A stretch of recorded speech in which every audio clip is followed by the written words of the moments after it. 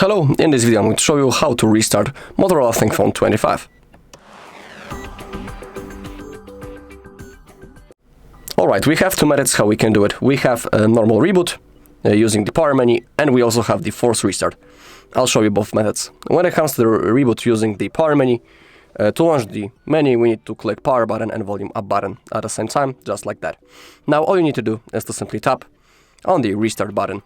After that your device will be turned off, then wait a few seconds, and after that your device will be automatically turned on again, and it will be ready to use.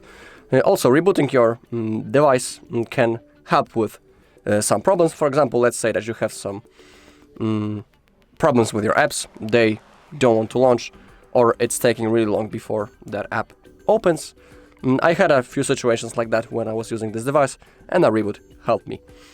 So that's the moment when you can perform a reboot. Also, rebooting your device regularly can expand its lifespan, and it's good for its performance.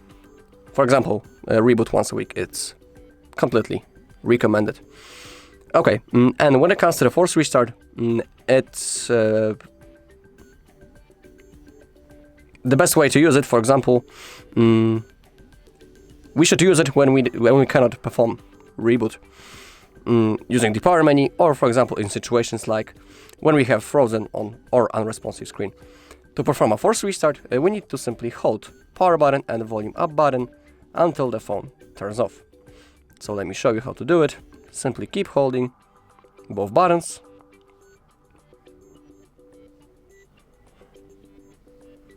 Okay, and when the screen turns off, you can release your fingers. You can see that the logo appeared on the screen.